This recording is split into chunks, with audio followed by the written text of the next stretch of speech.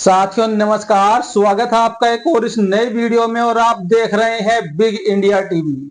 बहुजन समाज की जो वर्तमान की राजनीति है, वो राजनीति साथियों वर्तमान में दो धाराओं में बढ़ती हुई साफ साफ नजर आ रही है। और एक तरफ पूरे देश का तमाम बहुजन चाहता है कि देश में हमारी सरकार हो, परदेशों में नहीं, देश में केंद्र में बहुजनों की सरकार हो। लेकिन सबसे बड़ा सवाल, आखिरकार किस तरीके से बहुजन समाज की सरकार केंद्र में बन सकती है। अभी साथियों आने वाले कुछ दिनों के बाद ही हमारे देश में दिल्ली का जो दिल्ली प्रदेश है, वहां पर विधानसभा का चुनाव होना है। और वहां पर 70 विधानसभा की सीटें हैं।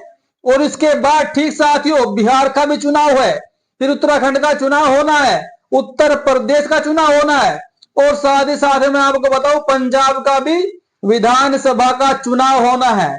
लेकिन जो वर्तमान में जो बहुजन समाज की पार्टियां हैं, बहुजन समाज पार्टी खासकर और आजाद समाज पार्टी दिल्ली के अंदर अपने दम पर अकेले अकेले विधानसभा के चुनाव को अंजाम दे रही है। और इस तरीके से क्या देश में बहुजनों की सरकार बनना आसान है या नहीं, ये अपनी राय आप कमेंट बॉक्स में जरूर दीजिएगा। लेकिन मैं आपको यहां पर बताना चाहूंगा, हमारे देश में एक सबसे बड़ी पार्टी वर्तमान में कौन सी है? बीजेपी। और बीजेपी को किसने बनाया? आरएसएस ने बीजेपी को बनाया। और आरएसएस किसने बनाया? आरएसएस को कांग्रेस ने बनाया। और जो बीजेपी ने एक नई पार्टी तैयार कर दी, उसका नाम है आम आदमी पार्टी दिल्ली के अंदर। और साथियों आपको अगर नहीं पता हो तो मैं आपको बताऊं, आम आदमी पार्टी का जब उदय हुआ 2013 में, इसका पूरा मकसद था बहुजन समाज पार्टी को दिल्ली से विदा करना। और आम आदमी पार्टी का जन्म हुआ और देश के गोदी मीडिया ने उसका भरपूर साथ भी दिया। और अरविंद केजरीवाल का अन्ना हजारा के माध्यम से लगातार प्रचार किया गया और दिल्ली की सत्ता में केजरीवाल को स्थापित किया गया जबरदस्ती। और जो बीएसपी का वोट था 14% 2008 में मिला हुआ, उस वोट बैंक को सीधे सीधे आम आदमी पार्टी ने हथिया लिया, कैप्चर कर लिया, अपनी ओर खींच लिया। और तभी साथियों आज तक बहुजन समाज पार्टी दिल्ली में पनप नहीं पाई। लेकिन जो वर्तमान में 2025 का विधानसभा चुनाव दिल्ली में जारी है, इसमें बीएसपी 70 सीटों पर विधानसभा का चुनाव लड़ रही है। और अब बहन जी ने अपनी तरफ से आकाश आनंद, जो बीएसपी के राष्ट्रीय उत्तराधिकारी हैं, कोऑर्डिनेटर भी हैं, उनको मैदान में भेज रखा है। और 2 बड़ी रैलियां आकाश आनंद ने दिल्ली में कर दी है। और इस बार ये पूरी उम्मीद है बहुजन समाज के लोगों को कि इस बार दिल्ली में जो सरकार बनने वाली है, वो सरकार गठबंधन की बनने वाली है। और बहुजन समाज पार्टी के लोगों का ये कहना है कि दिल्ली की सरकार बीएसपी के बगैर इस बार नहीं बनने वाली। दिल्ली में 70 सीटें हैं और जो भी गठबंधन, जो भी पार्टी 36 सीटें इकट्ठी कर पाएगी, उसी की सरकार बनने वाली है। लेकिन यहां पर मैं आपको एक बात बताना चाहूंगा, अगर बहुजन समाज पार्टी 7 से 8 से 10 सीटें भी इस बार ले आती है, जिस तरीके से माहौल दिल्ली का बना हुआ है, आकाश आनंद लगातार सभाएं कर रहे हैं, तो ऐसे में दिल्ली की सरकार में बसपा की भी भागीदारी देखने को मिल सकती है। ये बड़ी खबर है। और अब मैं साथियों आपको बताना चाहूंगा एक बहुत बुरी खबर है बहुजन समाज के लिए।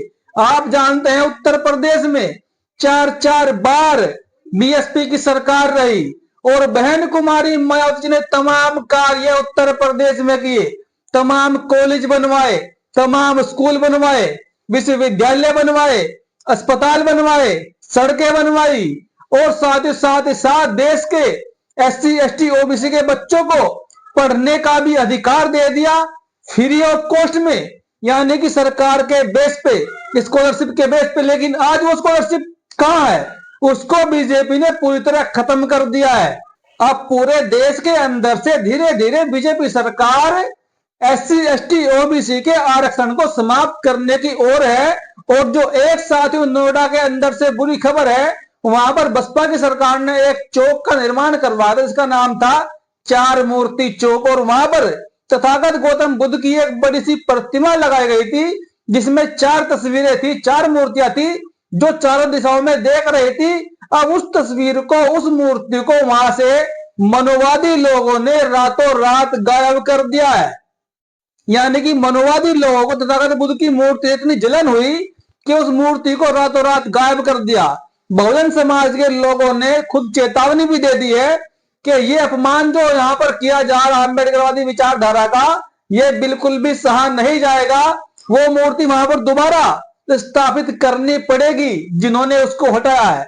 और एक तरफ साथियों बड़ी खबर दिल्ली के अंदर से ही, और एक तरफ साथियों बड़ी खबर है दिल्ली के अंदर से ही, जैसे कि आप जानते हैं चुनाव जारी है और अरविंद केजरीवाल गली गली घूम रहे हैं वोट पाने के लिए, लोगों से बात भी कर रहे हैं। मैं आपको यहाँ पर एक वीडियो दिखाना चाहूंगा। अरविंद केजरीवाल को किस तरह उसके मुंह पर ही दिल्ली की महिलाओं ने नकार दिया है कि आपने दिल्ली में पिछले 11 साल में एक भी काम नहीं करवाया है। यहाँ पर जो काम कराया गया है ये पहली सरकारों के माध्यम से काम करवाया गया है।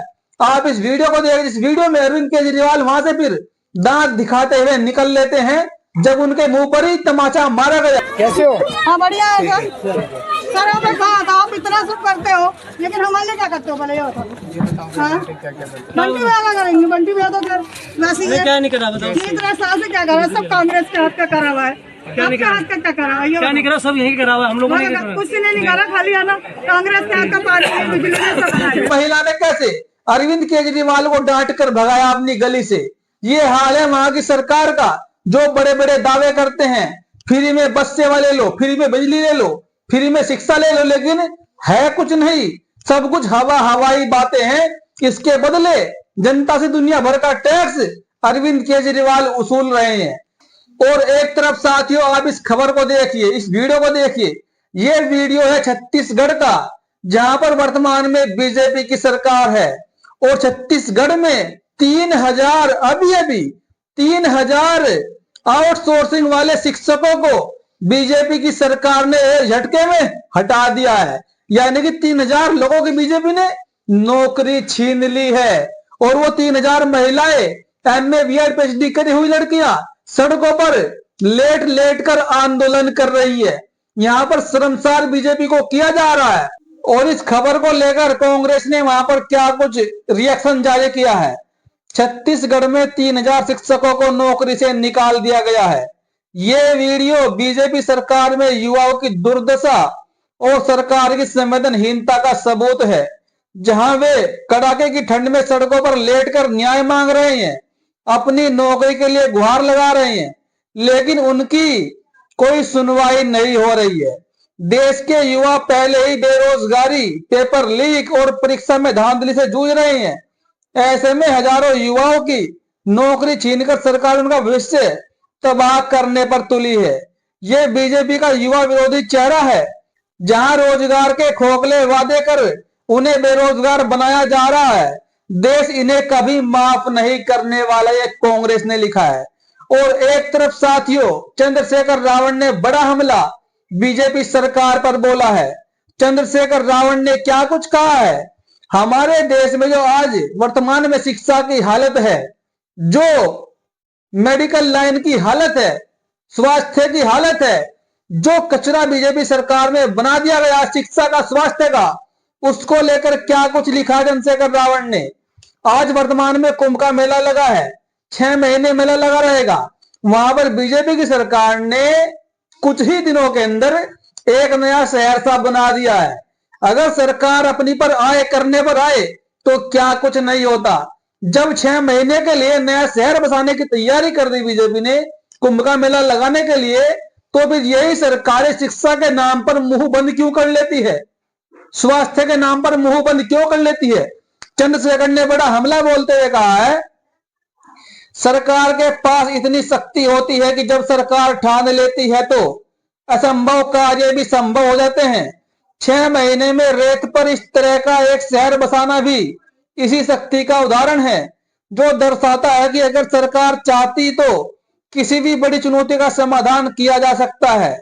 लेकिन जब बात आती है देश के गरीब, किसान, मजदूर, पिछड़े, दलित, आदिवासी और महिलाओं के अधिकार और सुरक्षा की, तो सवाल उठता है कि यदि इन आयोजनों को इतने बड़े पैमाने पर अंजाम दिया जा सकता है तो शिक्षा, चिकित्सा, महिलाओं की सुरक्षा, रोजगार और बच्चों के भविष्य के लिए क्यों नहीं इस तरह की इच्छा शक्ति दिखाई जा रही है।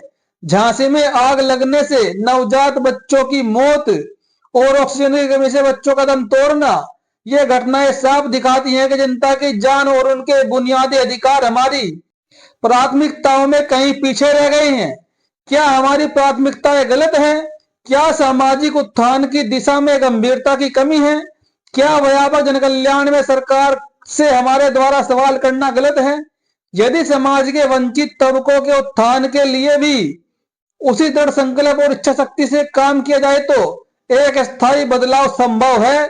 जय भीम, जय भारत, जय संविधान।